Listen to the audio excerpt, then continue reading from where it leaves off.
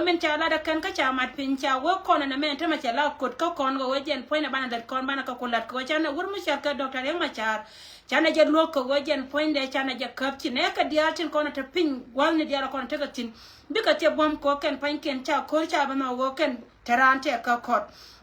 Pilani cha ala ka ken cha lara gwan go jen point de bana de kon cha ke no ro gwan dia kon ta ka tin ba ka ko de kula je ka gad kuntin kon ta rai go jen ba ka la moy ka kum yoni gwan dia kon ta ka tin ko bana ba ko ken min to re lo ka jen point de jen pilana na la roda ka ke Mano go kan ida kon chal ke jen ka rodien che jen community kan ka rodien ta ka pilana ken de cha mat ka jino bi tin ko kere we ka sa to dana marni apain gan kunti la politician tin kon ta gwa mo la go kan panken ta ka sekre ne ta sha lar ka goro barai ka sekre de la roden tame kamen ja kon ko jen point de jen ko nyor ka ne dia tin kon chal ke jidori kon Mano go jen ana ko ne kon le ja ko jen panken ba ga kula wa yan ma sekre che plan ne chare la ka ken goro je biya ta ka lentin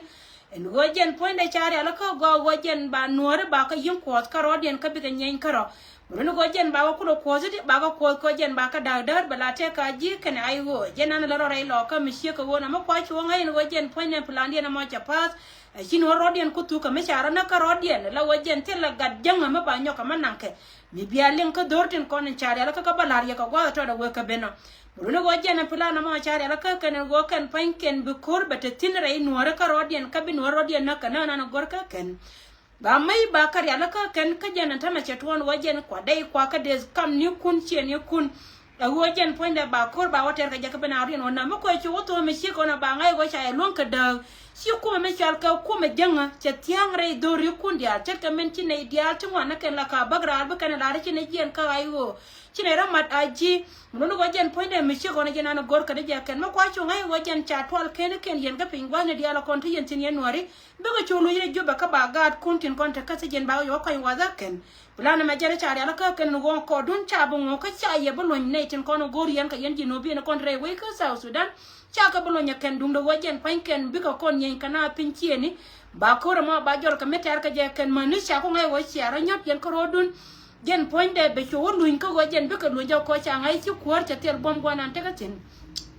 Kwaje la goro gwa yene to koni chalka inuari wo yen pan kun gwa ne dia la konti yen tin men da ye long chi wo yen chi akori chi ajelum ko wo yen ni changa da na cha kwar kun chi ne kun cha ka gwa dia la konti yen tin men nyur ka ye wo yen pan kun ga ye ronun ka cha ya da kana plan me cha la ka ken wo tela ga jenga bilu du no wo ga no ko rodien ba rodien yingna yen ko ala nong no kwar kun tin kona taretin yot ka ken pan ken cha ka lat ka do la ka jo ka jin were dai do arun chet kamela ka ko wur machal ka $1 ai dor machal ka idor ga jio dollar cha jio were ko jen ba bom ka position da ba use che ka meda na chi wur machal ka chol cha kuide cha la cha ga cha ka bul da me ka chol me te nyore we gwa da mo cha ja ka ramere uda ko korde ni bat che jen tare munu wotin dia ko na troyan gwa da mo plan mo gor na je go ba ka chol ba ben kap ka je ka ba chol las gona etin ko jen te ka revenge ka chol ko ngai ka ne gwa cha kor cha kon tere ka ne Ndama cha wur machal ka $1 ka ne wur machal ka ya gai ko ka lo jen panken cha ka ya la ka ne to kono ko la choli jang en go ken panken ba ka use kan ne titi ka kan do kono bum dun jen long ti dor ga jo che dor jikan jen point cha ngai ka no jen cha pen ko jen chi ne to wan kan tin kono chal ka ga ken cha re chore kan wan ne tin kono la ka je kan ta me won dor point la dun ne to kono ko la choli jikume Antama gwa be ne jana lonka ganke ken la wajen tela gad borte banang low min chal ling yene to kono chal ka inware loka dor mi chal ka re loka buma ka ka min pal ka ne low ka gor ka ne je wajen point de bia lepin wajen ba kar kun kon pon go ngai ka je go wajen point kun mo wajen gwa mo bia bor bia ga batasir ka jana pal ka ne bentiu ko ngai ka je go bentiu mo wajo bab tindere chop re dor mi chal ka wara mo no go kan dor daro titi ta majen cha planen cha kuri ala ka go kan ba ka kwas ka rodien ka gad ken ko ken panken bigen nyen karo mo wara wonna ka bentiu ka bara na dor mi chal ka re lo ka jen bi ku medien ba gwa be chuje